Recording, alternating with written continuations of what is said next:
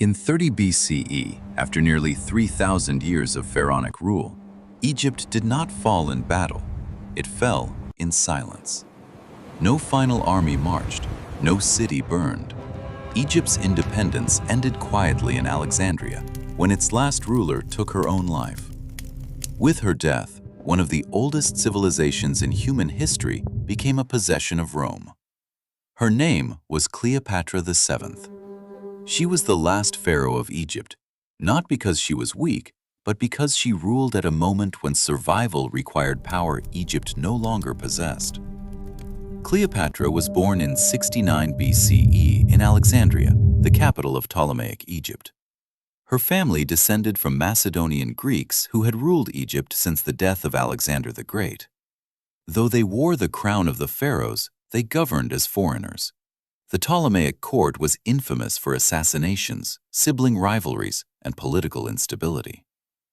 Cleopatra's father, Ptolemy XII, survived largely by bribing Roman politicians. Egypt was rich but vulnerable. When he died in 51 BCE, Cleopatra became co-ruler with her younger brother, Ptolemy XIII. The partnership quickly collapsed.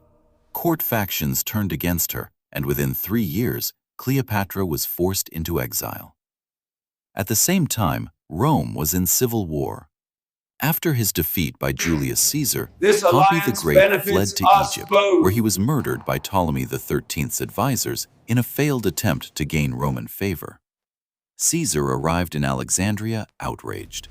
He demanded order and took control of the situation. Cleopatra recognized the reality of the moment. Egypt's fate would be decided not in Alexandria, but by Rome. She arranged a private meeting with Caesar. The dramatic details vary by source, but the outcome is certain. Caesar backed Cleopatra's claim. With Roman support, Ptolemy XIII was defeated and killed. Cleopatra was restored to the throne. Soon after, she gave birth to a son, Caesarion, widely believed to be Julius Caesar's child. Cleopatra's strategy was clear.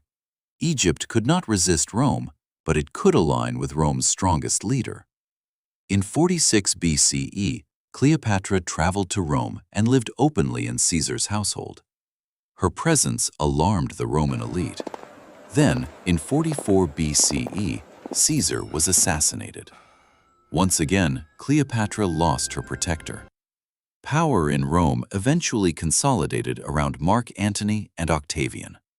Antony controlled Rome's eastern territories and summoned Cleopatra to meet him in 41 BCE. Their alliance was political before it was personal. Cleopatra needed protection and legitimacy. Antony needed Egypt's wealth. Together, they dominated the eastern Mediterranean. They had 3 children, and Antony granted Cleopatra territory and authority over vast regions. In Rome, Octavian used this against them. He portrayed Antony as a traitor and Cleopatra as a foreign threat to Roman power.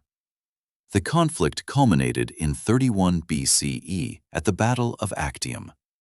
Antony and Cleopatra's fleet faced Octavian's forces. The battle ended in disaster. Their navy collapsed, and Octavian emerged victorious. Within a year, Octavian invaded Egypt. Believing Cleopatra dead, Antony took his own life. He died in her presence.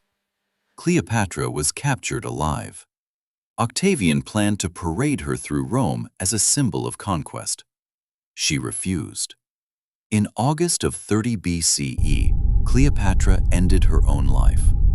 Ancient sources disagree on the method, but not the meaning. She chose death over humiliation. She was 39 years old. Soon after, her son Caesarion was executed. Egypt was annexed and became the personal property of Rome's new ruler. Octavian returned to Rome as Augustus, the first emperor.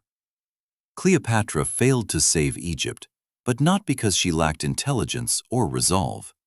She ruled at the moment when Rome became unstoppable. Her story survives largely through Roman historians who wrote from the victor's perspective. Yet the irony remains. Cleopatra did not preserve Egypt's independence, but Egypt's wealth sustained the Roman Empire. Her death ended the ancient world and ushered in the imperial age. She was not the last pharaoh because she was weak. She was the last pharaoh because the world she ruled no longer existed. And when she died, Egypt's independence died with her.